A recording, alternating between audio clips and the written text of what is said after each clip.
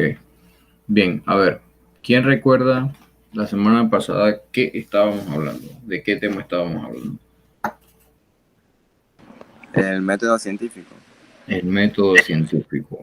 ¿Alguien más que me diga cuáles son los pasos del método científico para recordar? Hipótesis. Y conclusión Vamos, y teoría. ok, esos son, pero vamos a empezar en orden. Recuerden que les he dicho que en orden. ¿Cuáles son los pasos del método científico? En orden. Hipótesis. Observación. ¿Qué hacemos, qué hacemos primero? Observación, profe. Observación. Luego, La hipótesis. tenemos que, antes de la, recuerden, cada vez que observamos algo, siempre nos hacemos una pregunta, ¿cierto? La duda. Hay una duda, exacto. Entonces eso genera una pregunta. Esa pregunta genera Hipótesis. una hipótesis, muy bien. Y luego de la hipótesis, entonces, ¿qué hacemos? La experimentación. La- claro, la experimentación, porque ahora queremos comprobar si es cierto eso que pensamos, ¿cierto? Y luego, Conclusión. ajá, pero antes de la conclusión, después que hacemos la Resultado. experimentación, de resultados, muy bien. Y después de entonces que ya tenemos un resultado, vamos Conclusión. a la conclusión, como dice Celeste. Muy bien. Entonces ya la conclusión pasas luego probablemente a una teoría y al final eso puede ser Ley, profe. una ley. Un ejemplo de una ley que ustedes hayan escuchado o que conozcan, que no sea las leyes de la asamblea, por favor.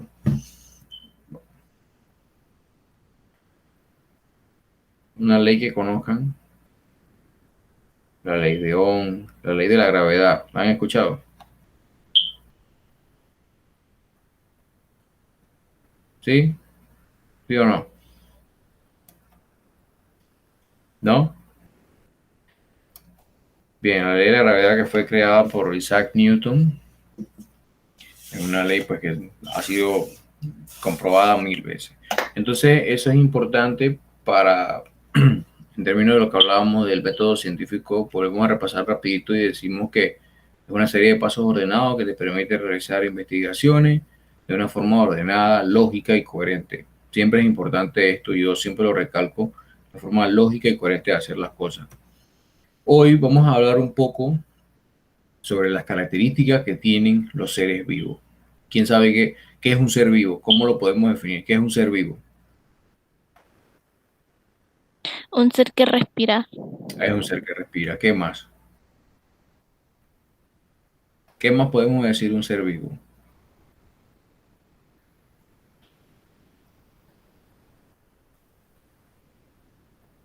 ¿Qué más podemos decir? Que tiene vida. Que tiene vida, sí, muy bien. ¿Qué más?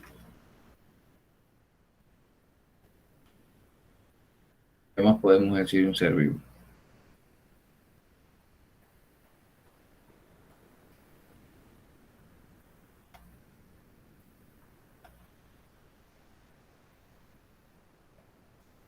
Nada más podemos decir eso. Ver, ¿pueden ver lo que estoy presentando? Sí, profe. Ok, Sí, profe. muy bien. ¿Esto lo ven? ¿Sí? Sí. Ok. Entonces, ¿cómo podemos definir un ser vivo? Usted ha mencionado que alguien que puede respirar, alguien que tiene vida. ¿Qué más podemos decir de un ser vivo? ¿Cómo sabemos que eso es un ser vivo? Por ejemplo, yo les doy a ustedes una piedra y les doy una planta. ¿Por qué ustedes saben que una es un ser vivo y la otra no es un ser vivo? Si tuvieran en su mano una piedra y en la otra mano una planta, una flor, un animalito, un periquito, un gato, ¿cómo saben que uno es un ser vivo y el otro no? Que no respira. No respira. ¿Qué más? Porque se mueve. Se mueve muy bien, movimiento. Eso es una característica de los seres vivos. ¿Qué más?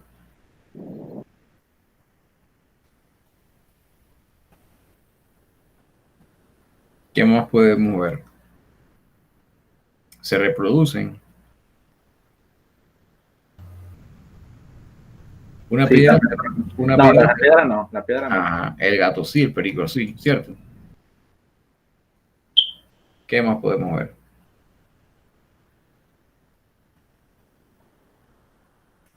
Bien, entonces vamos a ir viendo eso más adelante y entonces luego van a ver cuáles son las características de un ser vivo. ¿Y qué es la vida? ¿Cómo lo podemos definir? ¿Qué es vida? Para ustedes, ¿qué es vida?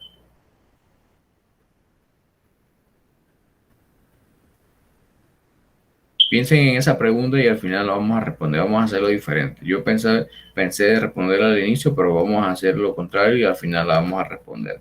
Entonces, en esta presentación lo que vamos a ver es el estudio de la vida, que es el origen de los seres vivos muy rápidamente, que es la vida, la característica de los seres vivos, el crecimiento y reproducción, la respuesta, el metabolismo, la evolución y la clasificación de los seres vivos. Entonces, los seres vivos son todos aquellos organismos o cualquier tipo de individuo que tiene la capacidad de nacer, respirar, crecer, envejecer, morir, se reproducen, se mueven, se adaptan, experimentan irritabilidad, metabolismo y homeostasis. Aquí se movió algo en la diapositiva, no sé qué ha pasado. Y tengo una imagen abajo que es de una hoja. Esa hoja tiene la capacidad también de respirar, porque si lo hace, aunque no tenga una nariz, tiene una estructura por debajo de la hoja, en el haz de la hoja, el embés, que se llama estomas, a través de las cuales ellos intercambian dióxido de carbono y oxígeno hacia dentro de la hoja y hacia afuera, hacia el ambiente. También se mueren, envejecen, se maduran, se secan, caen. Ya sabemos que respiran, también responden a estímulos del ambiente y en base a eso cierran sus estomas o no lo cierran y probablemente vemos que las hojas se marchitan. Eso es irritabilidad. También tienen metabolismo porque ahí ocurre un proceso que se conoce como fotosíntesis, un proceso en el cual las plantas captan energía lumínica y esa energía lumínica es luego transformada en energía química, en glucosa y también producen oxígeno. Y tiene la homeostasis, que no es más que un equilibrio que hay entre el ambiente y el organismo, y por supuesto que las plantas hacen eso. Entonces vemos que esa hoja que tenemos aquí tiene todas esas capacidades. Característica de los seres vivientes. La palabra viene vida, tiene una definición, no es tan sencilla, pero generalmente se reconoce como la capacidad de crecer, responder a estímulos y reproducirse. Pregunto, ¿nosotros los seres humanos tenemos esas capacidades? ¿Sí o no? ¿Tenemos la capacidad de crecer, de responder a estímulos, de reproducirnos Sí, profe, y también de Sí, morir. profe. y de morir? ¿Una planta lo puede hacer? Sí, profe. También lo puede hacer. ¿Un animal? También. Todo ser vivo, profe. Ok, ¿una bacteria?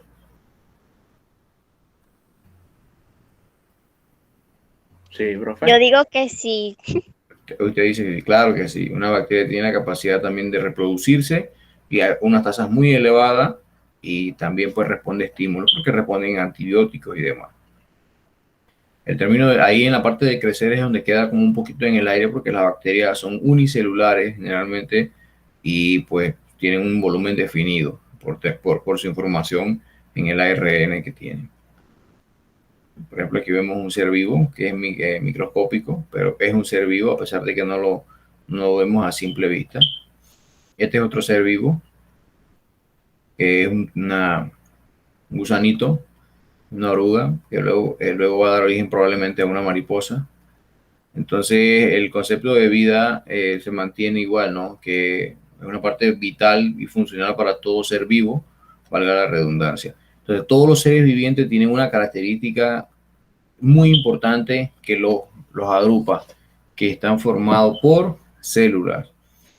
Para recordar un poquito, o vamos a ver luego más adelante, es que la célula es la unidad estructural y funcional de todos los seres vivos.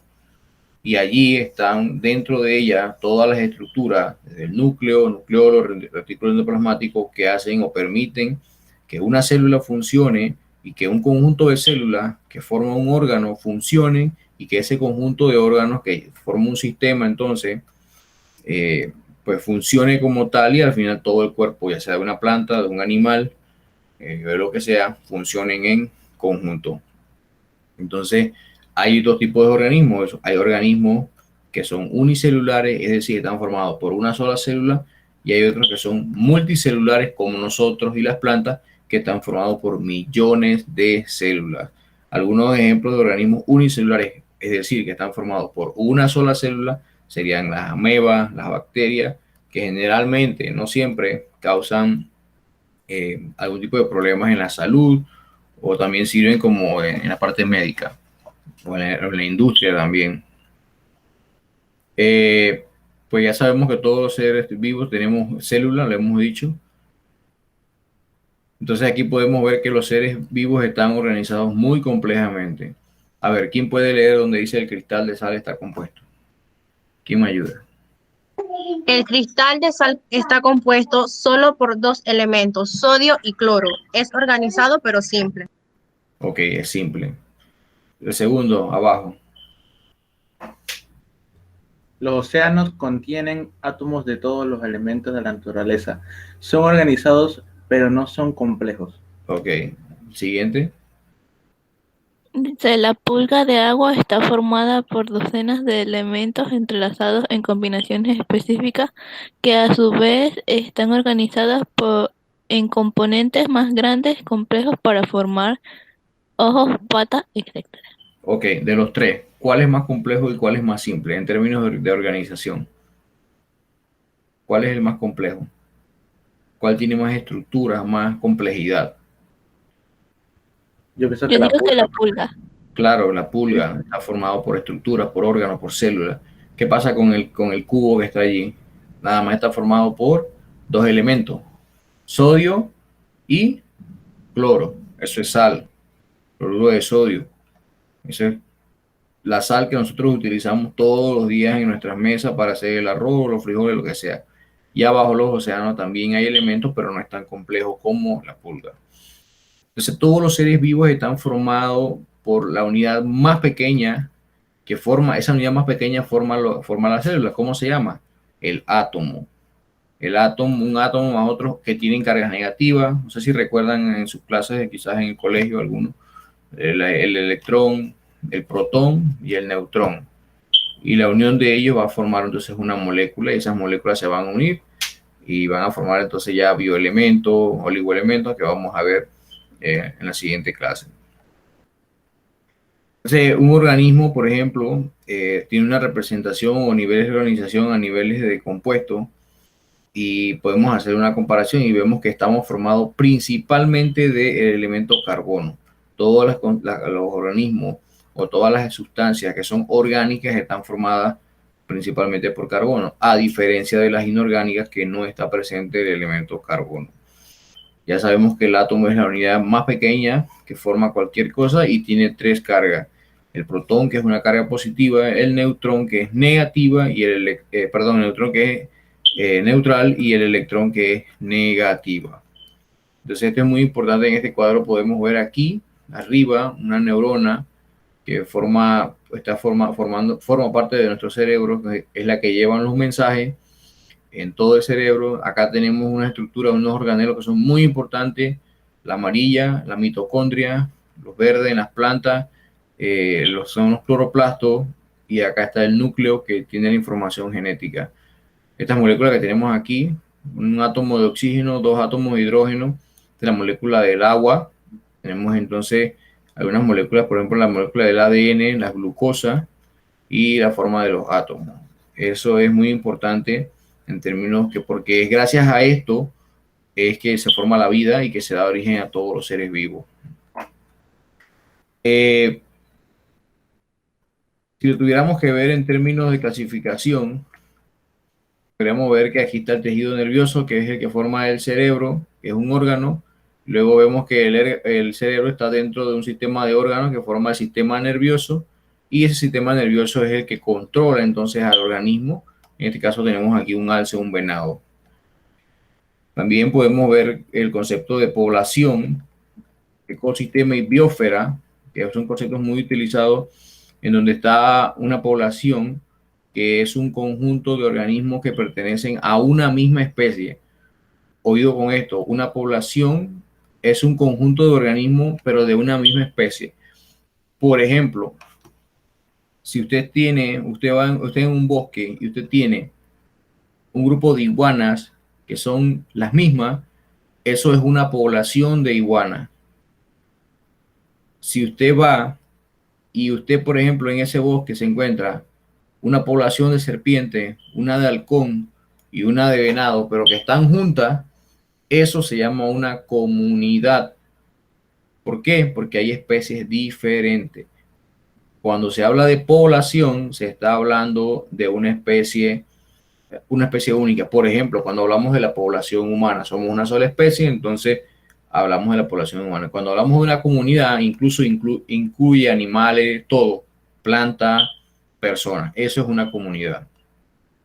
El ecosistema es donde están todos ellos basados, que incluye los ríos, las montañas, el relieve, y la biosfera es toda el área, ¿no? La misma superficie total donde están todos estos grupos desde la comunidad y la población.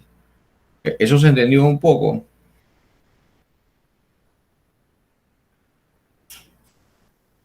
¿Me escuchan? Sí, profe. ¿Alguien tiene alguna duda aquí sobre esto? Eso es muy importante que tengan claro el concepto de población, comunidad, ecosistema y biosfera. No, profe, yo creo que está claro. Bueno, ok, recordemos que la población es un conjunto de organismos de una misma especie. Por ejemplo, una población de tortolitas, son pájaros idénticos, eso es una población. Pero si yo le pongo tortolitas, le pongo los gayotes, le pongo las iguanas, entonces ya eso es una comunidad dentro de un área, es una comunidad. Entonces aquí volvemos, tenemos que, miren, aquí se ve un poco más definido, tenemos un organismo, el organismo es el lobo, una manada de lobos, entonces como son de la misma especie, se conoce como una población. Ahora, esos lobos, más los árboles, más los conejos que ellos se comen y otras cosas más, forma una comunidad. Y esos lobos, más otros organismos, más ambiente no vivo, las rocas, los ríos, forma el ecosistema, que puede ser marino, que puede ser terrestre, que puede ser del área costera. Entonces eso forma. Y ese ecosistema, entonces forma todo el conjunto que es la Tierra, es la biosfera. ¿Ya? Este es un ejemplo más gráfico. ¿Lo ven? Sí, profe. Ok.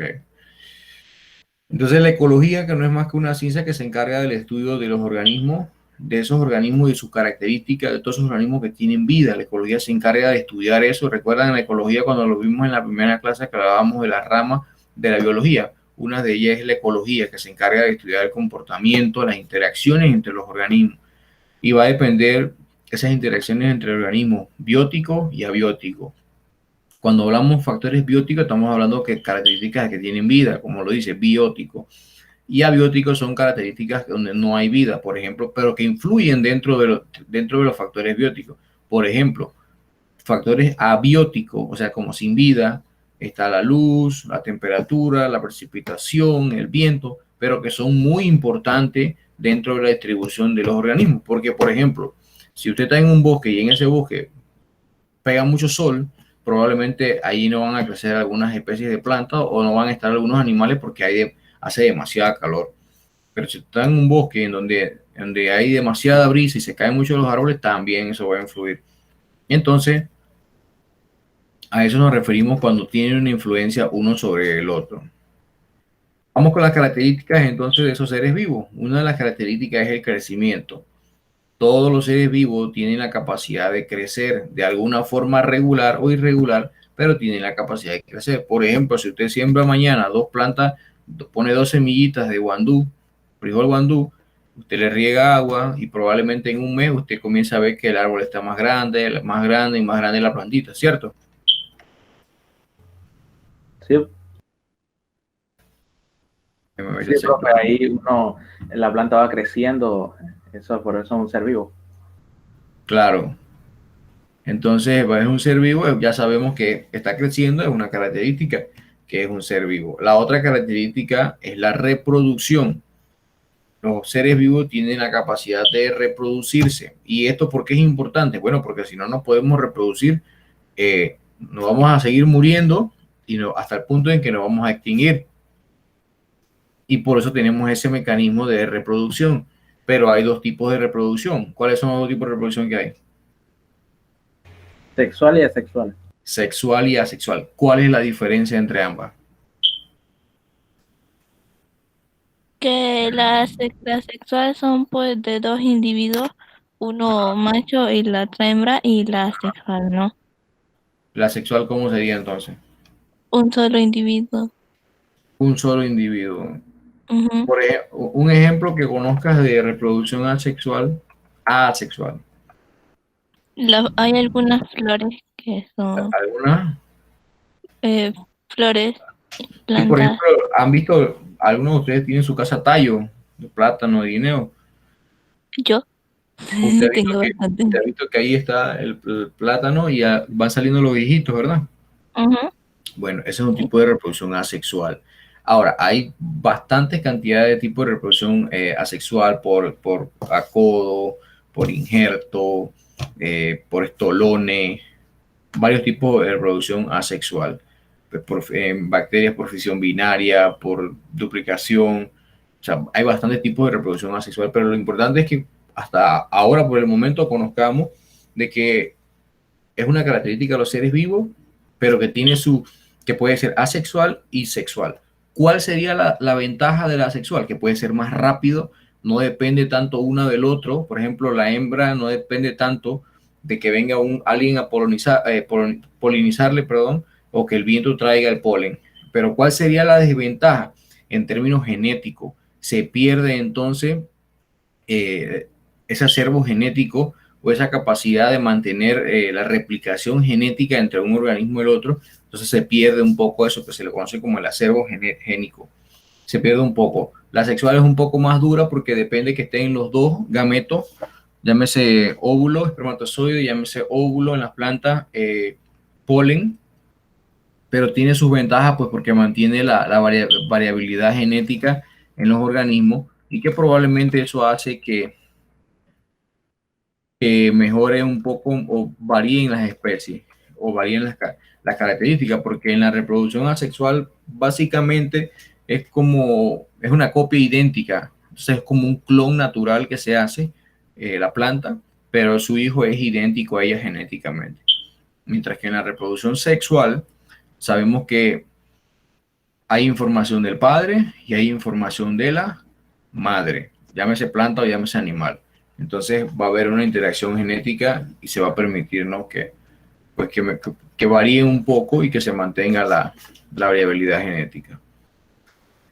Un ejemplo, por ejemplo, de reproducción asexual serían organismos unicelulares como las bacterias, que tienen reproducción por tipo de división simple, por gemación, que forman gemas, y también tienen por esporulación. Y otros organismos que tienen reproducción también asexual, como en el caso de los hongos, que son organismos multicelulares o pluricelulares, pero que también tienen tipo de reproducción asexual, que forman conidios, basidios, que forman conidias, que forman basidiósporas. Entonces tienen una clasificación un poco compleja, pero que todavía no es tan importante mencionarla. La reproducción también sexual, como ya lo hemos mencionado en los animales, por contacto de dos tipos de órganos sexuales copuladores. También ocurre en las plantas, en donde principalmente el viento, el agua y los insectos ayudan mucho a que se permita la reproducción sexual, de que el polen pase por el tubo polínico y llegue hasta el óvulo, pero que también hay plantas que dentro de ellas tienen el órgano reproductor masculino y femenino, pero que evitan autopolinizarse y prefieren que otro de otra planta venga y se polinice por un insecto, por alguien, pues para mantener la diversidad genética y pues así la planta se va a mantener, ¿no? A veces las plantas también hacen eso, que evitan su autopolinización a pesar de tener en ella misma ambas estructuras reproductoras.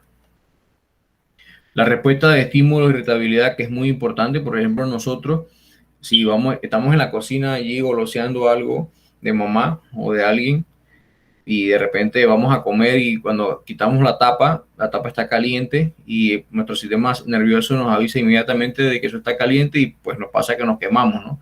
Por andar allí goloseando la comida. Entonces, esa es una irritabilidad o un estímulo, una respuesta que tenemos al calor, al frío, a la lluvia, a la brisa, al miedo. Todo eso es una irritabilidad y eso es una característica de los seres vivos. ¿Y esto por qué es importante? Bueno, porque gracias a esto no, a veces nos salvamos de que nos pasen trastadas, los animales se salvan de que los ataquen otros, de que se los coman otros, pues esa capacidad de irritabilidad o de responder a estímulos de cambios en el ambiente. Las serpientes, por ejemplo, pueden detectar en el ambiente feromonas de otros organismos. En el caso de, por ejemplo, algo de irritabilidad sería que los tiburones, por ejemplo, pueden oler a distancia la sangre, entonces eso les permite a ellos llegar a la presa y atacarlo. O sea que son ventajas y esto está relacionado con el cerebro y con otras partes de las plantas, está relacionada con una estructura o unas hormonas que indican a la planta hacia dónde tienen que ir. Hace poco se hizo un experimento porque se cree que las plantas tienen una capacidad de irritabilidad parecida al ser humano y en el experimento se colocó a una planta que le gusta mucho estar en áreas donde hay como mucho azúcar y se colocaron frascos de azúcar de un lado y del otro lado no se puso nada. Y lo que la planta hizo fue que cuando comenzó a germinar, comenzó a buscar hacia el frasco donde estaba el azúcar y llegó exactamente ahí. Entonces, con esto se comprueba de que también las plantas tienen una capacidad de irritabilidad muy buena y que pueden detectar, todavía no se entiende cómo, dónde está exactamente esa estructura que coordina eso o cuál es la que coordina, pero pueden hacerlo. La planta también pregunta, ¿los animales se mueven, sí o no?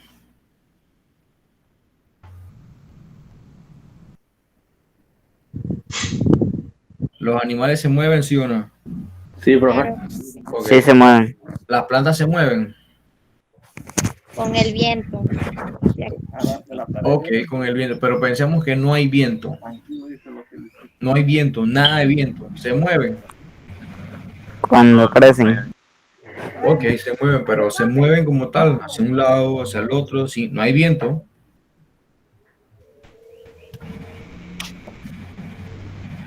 Profe, pero he notado algo, hay alguna planta, alguna mata y debajo de un árbol y no le pega mucho sol, ¿verdad? Ajá. Entonces, si no me equivoco, el guandú, creo que Okay. Entonces, cuando él busca el sol y agarra para un lado a buscar el sol. Eso sí Exactamente, muy bien. A eso vamos. Las plantas, digo, no tenemos pies, tenemos que hacer algo. ¿Qué podemos hacer? Entonces, hay unos tipos de movimientos basados en búsqueda de luz, de olores, de dirección, por ejemplo, de ciclos de oscuridad, de presión, de temperatura. Las plantas no se pueden mover como tal donde están, pero se pueden inclinar. Entonces, hay tipos de, donde está el fototropismo, que es, o sea, de movimiento. Hay un tropismo, que es un movimiento, pero en busca, como usted lo acaba de mencionar, de la luz del sol. Hay otra que es geotropismo y también tiene que ver con que la inclinación, donde tengo que estar en términos de presión, en términos geológicos. Así que las plantas sí pueden hacerlo, pueden ellas mismas moverse en busca de algo, pero dentro de su propio eje. No es que van a salir caminando como lo vimos en la cómica, ¿no?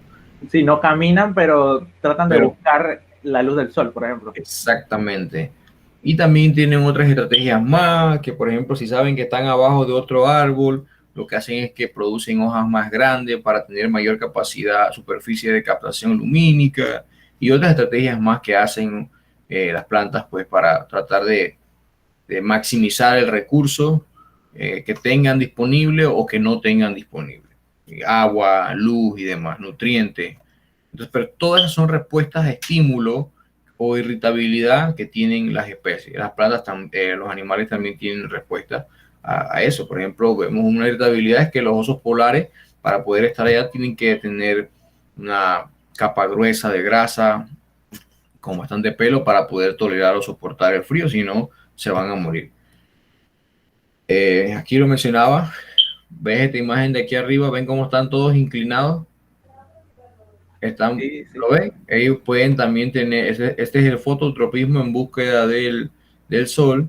También pueden tener lo que se conoce como quimiotropismo, que también se buscan en el suelo o inclinan sus raíces en busca de sales disueltas, de anhídridos carbónicos, de oxígeno o incluso de agua. También van perforando las raíces para tratar de buscar el agua y no morirse. Entonces también se enfocan en base a las fuerzas gravitacionales que tiene la Tierra y todos esos tipos de cosas, por ejemplo, lo de cómo viaja una ballena desde el norte hasta Sudamérica si no tiene un mapa o un GPS para poder hacerlo. Esa es una gran pregunta y estoy seguro que cada uno de nosotros nos montan en un bote en Pedregal y nos sueltan con un motor y no llegamos a ningún lado porque vamos a estar perdidos. Pero ¿cómo hace una ballena para viajar desde Norteamérica hasta Sudamérica, hasta Centroamérica y volver? ¿Cuál es su sistema de GPS que tiene? Entonces está enfocado, con los campos gravitacionales de la Tierra y del geotropismo, y así es, a base de fuerzas gravitacionales es como se basan ellas para ir y venir siempre a las mismas zonas. Y eso es interesante porque eso cambia el concepto de que la especie humana es como el top. Si realmente una ballena puede hacer sin uso de GPS, puede ir de Estados Unidos o de Alaska y pueden ir a Panamá y ir cuantas veces les da la gana. Entonces por ahí es donde uno se pone a pensar, ¿no? Que al final esos animales están adaptados, pues tienen características que le permiten hacer eso. También existe el taxismo, que es un movimiento de orientación de un organismo móvil o respuesta a un estímulo, por ejemplo, por el viento, por el cambio de las presiones, por productos químicos, por corrientes eléctricas, por fuerzas gravitacionales, por agua, por la luz y por el calor. También los animales tienen esa respuesta pues a diferentes tipos de factores, ¿no?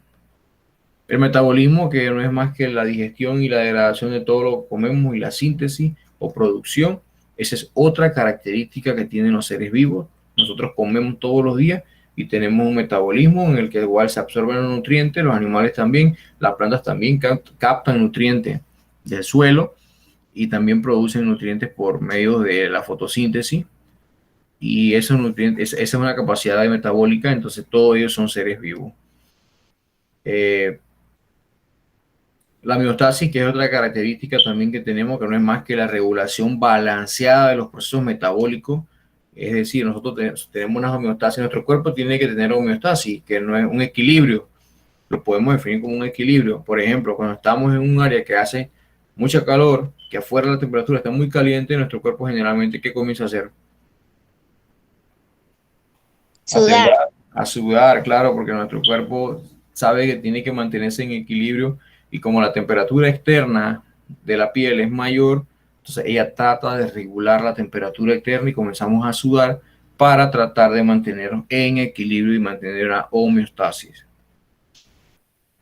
Entonces los conceptos básicos que los seres vivos tienen características como que crecen, que se reproducen, que responden a estímulos, que todos tenemos células, que somos seres vivos que podemos ser muy simples o muy complejos, que estamos formados por elementos, que tenemos la capacidad de crecer, de reproducirnos, que tenemos respuesta, que tenemos un metabolismo y que es importante que hay que mantenerse siempre en homeostasis, o sea, en equilibrio.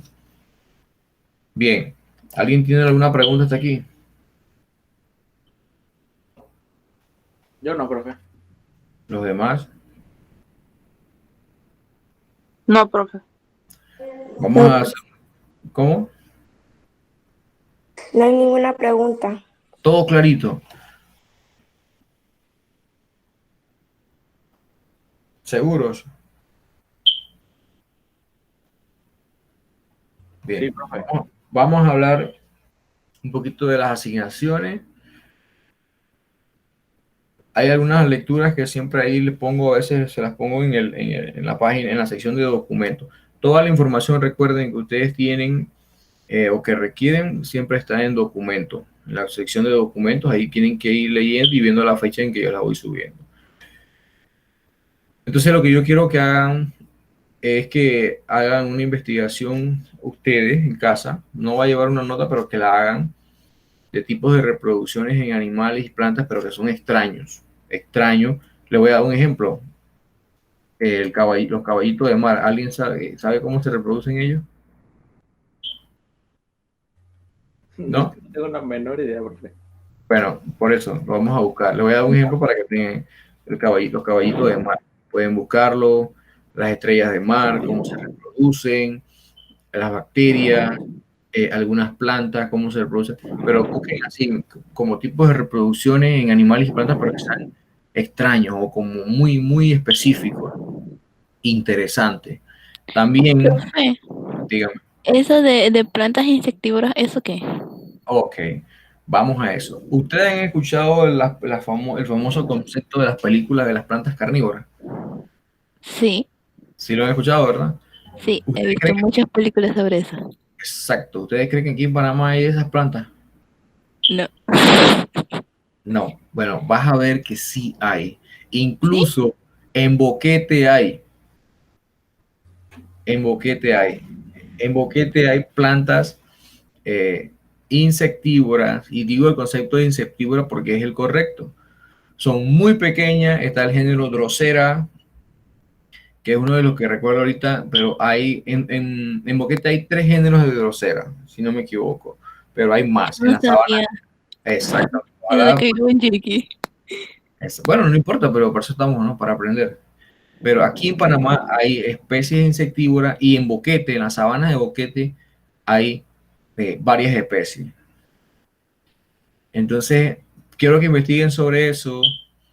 Yo les voy a dejar un poco de información en documentos. Si no las coloco, porque a veces se me olvidan, me escriben, por favor.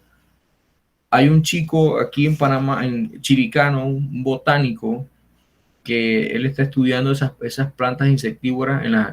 Él vive en Boquete y en las sabanas de Boquete, pues hay bastante. Yo he ido a verlas, ojalá pues tuviéramos una forma de cómo ir a una gira, pues la situación es dura para que ustedes vieran las plantitas, son muy pequeñas, pero que lo importante de esto es que las plantas lo que hacen es que producen algunas sustancias dentro de sus flores que atraen a los insectos. Una vez el insecto llega, porque le parece muy rico el olor, lo que hace es que ella se cierra y con las sustancias químicas que ella produce lo va degradando. Lo mismo lo pueden hacer con las raíces y quedan atrapados en las raíces y se degradan, y eso es de lo que ella se alimenta. Pero sí tenemos plantas insectívoras en Panamá y aquí en Chiriquí tenemos, y la primera vez que fueron descritas fue en 1950 y tanto, cuando hubieron las primeras expediciones, botánicas en Panamá, en donde el Missouri Botanical Garden vino y comenzó a hacer la flora de Panamá. Cuando ellos comenzaron a eso, descubrieron que estaban estas plantitas allí, pero ellas son como perennes, ¿no? Entonces, no son tan perennes, perdón. Entonces, desaparecen, aparecen, son muy efímeras. Ese es el concepto correcto. Son muy efímeras y a veces un poco difícil de ver, pero sí hay. Sí hay, y aquí en Chiriquí hay también. En la siguiente clase, entonces, ahí les voy a preguntar sobre eso y ustedes me van a decir a ver qué encontraron. Otro tema que tenemos que hablar es sobre la tarea que ya la he subido anoche a la plataforma. Es la tarea que tienen que entregar, es la sumativa, y lo que van a hacer es, hay 2 lecturas en la plataforma, en la sección de documentos. Esas 2 lecturas ustedes las van a hacer, luego que las hacen, que leen, van entonces a elaborar un resumen ejecutivo de ambas lecturas. El formato del resumen ejecutivo lo pueden buscar en internet, hay bastante formato como es. Si no, me avisan y igual yo se los puedo pasar. Yo creo que se los voy a subir mejor para que no haya también confusión. Ahí se los voy a dejar. ¿Alguna pregunta hasta aquí?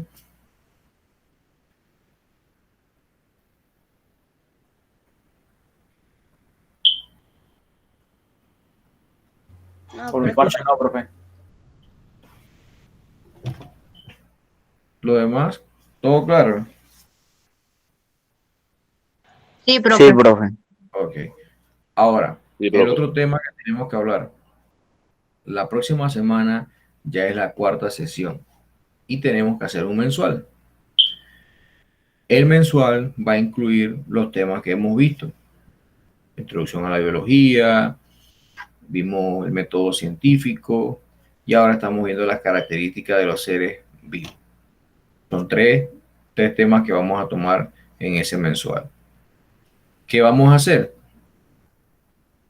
El viernes probablemente les suba el mensual. Ustedes van a tener un periodo de tiempo para realizar el mensual.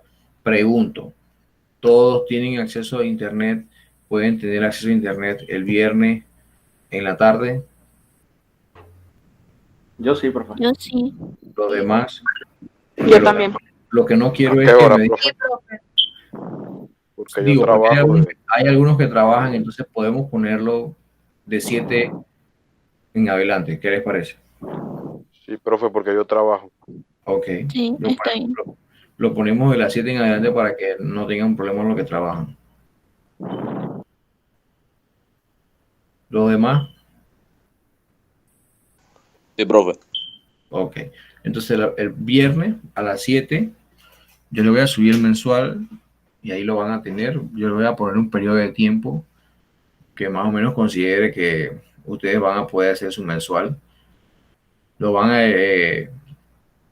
lo van a descargar, lo hacen y lo vuelven a subir resuelto. ¿Entendido? Sí, profe. Bien. ¿Alguna pregunta sobre la tarea?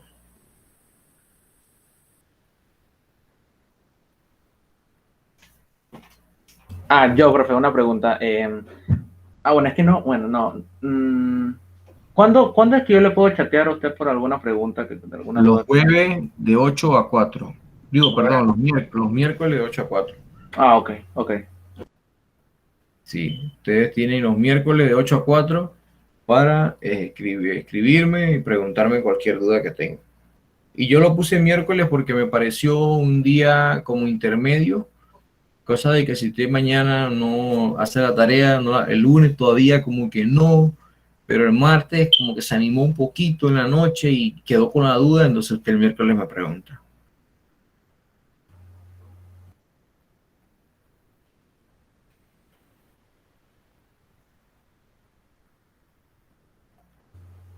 Listo. Bien, entonces a ver, digo, alguien que me diga en resumen, ¿cuáles son las características? Ahora sí vamos. ¿Cuáles son las características que tiene un ser vivo? Reproducción, Ok. Movimiento, Ujú. Crecimiento. Crecimiento. Se mueren. Y se mueren, se reproducen, se reproducen. ¿Qué más?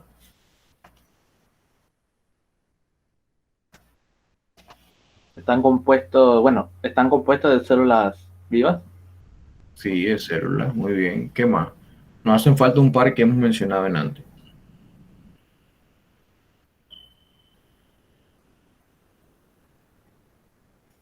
Homeostasis, ¿se recuerdan? Irritabilidad. Tienen que tener muy claro eso en el mensual porque hay algunas cosas allí que le voy a poner sobre eso. Se adaptan, profe. Se adaptan muy bien. Ese es un concepto muy importante, la adaptación que tienen los seres vivos. Otra cosa que les digo, recuerden que cada una de estas presentaciones que yo doy en PowerPoint están, luego yo las pongo, ya está, esta ya está también en la plataforma, en la sección de documentos, donde usted va a poder ver la clase de hoy y te va a poder descargarla y en la casa si quiere repasar, si quiere volver a leer, lo puede hacer. Sí se los he dicho, ¿verdad?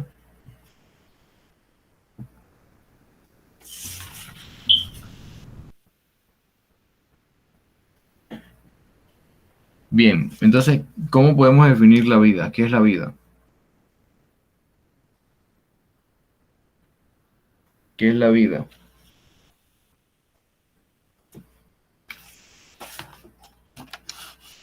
Pregunta la del vida es todo el proceso de un ser vivo hasta que se muere. todo el proceso de un ser vivo hasta que se muere.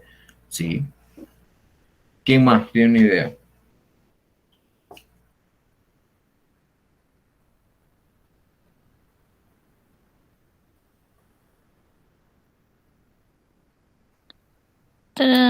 son las etapas que pasa cada ser vivo desde que nacen hasta que mueren. Ok, muy bien. Está bien, muy bien. Creo que han quedado bastante claros con eso. Los que llegaron recientemente, por favor, que me digan sus nombres para colocarlos acá. Profe, Miguel Jefferson Rodríguez. López. En orden, por favor. Jefferson López, profe. Miguel ¿Miguel qué? Rodríguez.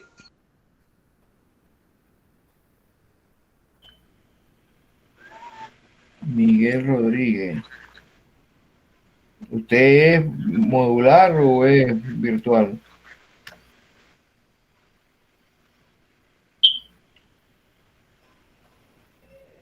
Miguel.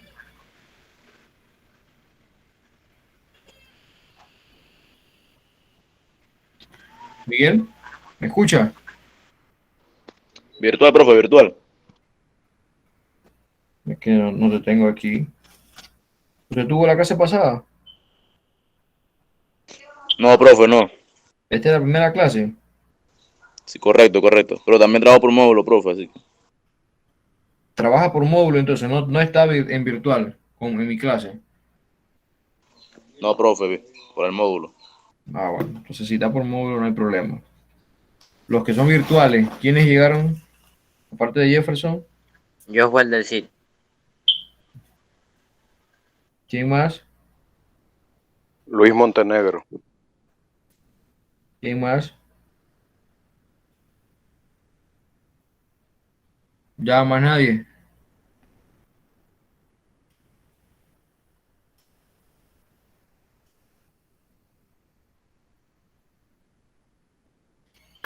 Bien, entonces, ¿alguna consulta hasta aquí sobre el mensual, sobre las asignaciones? El mensual es el viernes, ¿verdad? Sí, el viernes ya dijimos que después de las 7 se lo voy a colocar ahí y les voy a dar un periodo de tiempo para que lo hagan. Ok, profe. Gracias.